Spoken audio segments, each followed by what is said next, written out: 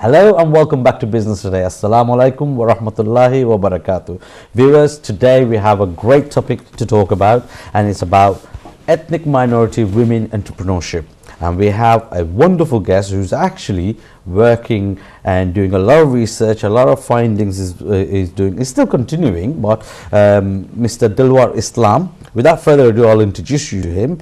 But however, he's completing his DBA, he's doing a lot of research into that field, and I'll introduce you to him. Dilwar Islam, Assalamu alaikum, to be on our show, and I'm really honored that you have come to share some of your knowledge and some of your finding at the show. Could you please introduce yourself to us? Thank you very much. Assalamu alaikum as well. My name is Deborah Islam, and I'm doing research on ethnic minority women, and as you say that this is quite interesting, and I'm doing my research ethnic minority women in University of the West of Scotland, which is in Glasgow, and mostly what I'm going to do, if shall I go? What I'm trying to find out that our women who are in the business or who are planning to go for business, okay, and when they are running the business or managing the business, what challenges they are facing, and how they overcome these challenges. So this is the main topic actually. Okay. And obviously, before we go on to that, I want to allow my viewers to get to know a bit about yourself, and you're quite inspiring in what you've done. You've actually come all the way from Bangladesh to continue and complete your education here in UK. Could you tell us a bit about that? What were you doing, and what inspired you to come to UK to complete this honourable doctorate? Let me start with my family first, okay?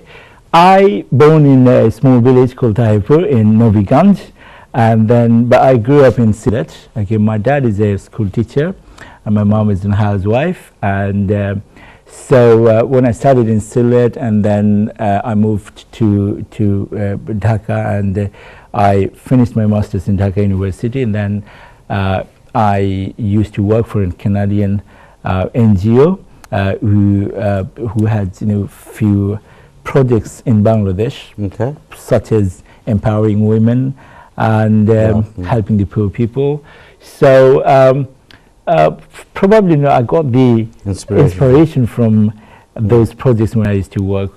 And then in 2009, actually, I moved to London. I finished my MBA in Cardiff Metropolitan University. Then started in between.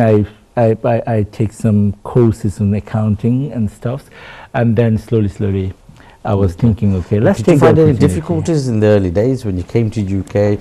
Someone who's come all the way from Bangladesh, trying to study. I'm sure there must have been some sort of difficulties and obstacles in your way.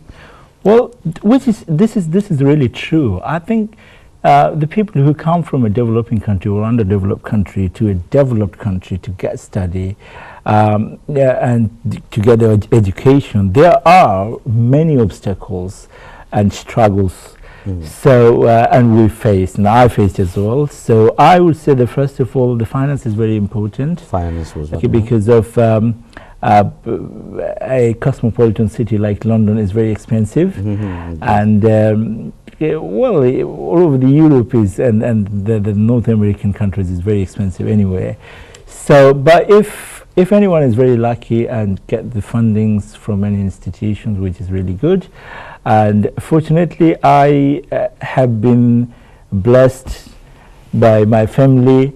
Okay, though my father is a school teacher, but most of the funding and help I got from my uncle, who is living in New York, and he is such an inspiration as well. And is your uncle from this country? No, he is, but he lives in New York. Oh, from New York. He supported you from New York. He supported. In the beginning, he supported me.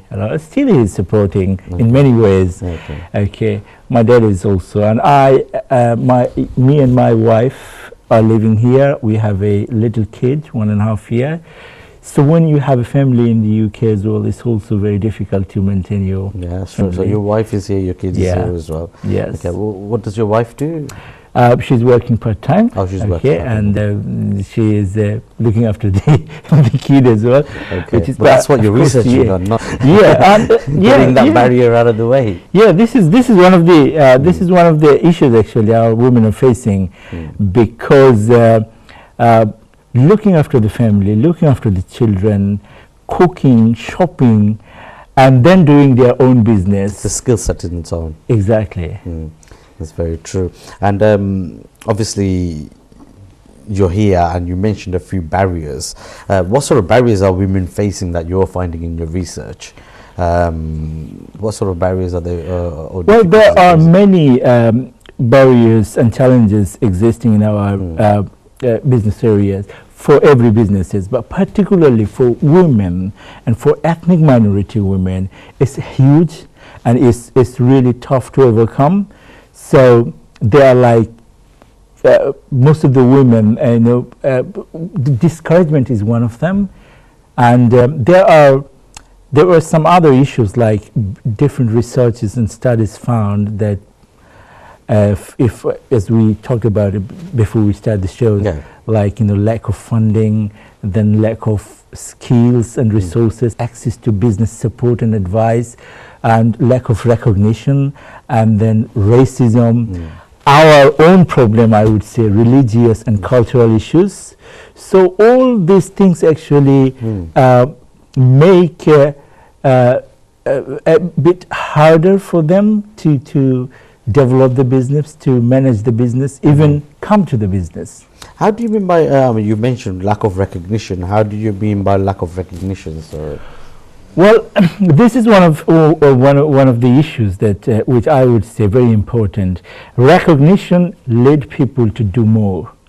This is what I believe, and this is actually a fact as well. If we take, for example, in our South Asian ethnic minority businesses, so what we usually do in business, corner shops and restaurants, mostly these are our business here, the small businesses. And if you go to any corner shop, you will say in a day or every week there are certain time a woman or a few women are working. And honestly, they are the owner's sister or daughter or wife. And unfortunately, we see that these people's work, even hard work, including the childcare, including the babysitting or parenting, and looking after the family, doing the other things, plus the job, helping husband, okay, they are not recognized properly in our society. And the problem is, what problem is happening? Because the lack of this recognition, the other women's, like the daughter, is not encouraged to come in the business or start a business or help their dad. So this is quite common. You will see we do not recognize the work, and that's why our next generation are not trying to involve in the same business. They probably tend to start a new business or going to work, trying to get work. Okay, I understand. What can we do to recognize them? What's your opinion? I would say it's a recognition. First of all, it probably one of the things, give some of the shares, okay, to your partner, okay, and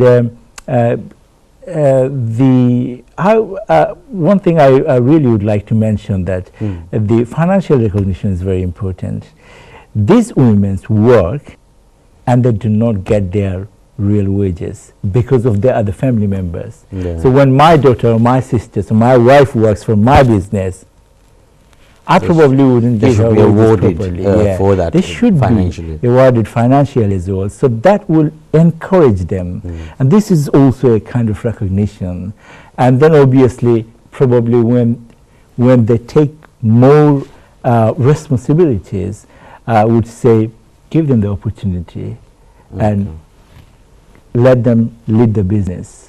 Okay, thank you very much for that. Obviously, we as TV channels, and TV prides itself, we're trying to do everything we can to recognize and to inspire women entrepreneurs. Our own CEO, is also Yeah. a prime example of being a women entrepreneur, and we as NTV try everything very best, and I think other channels should take that initiative. But however, just after the break, we're going to continue, so we're just going to a break now. So viewers, stay tuned, and we'll see you after the break, and we'll continue from here.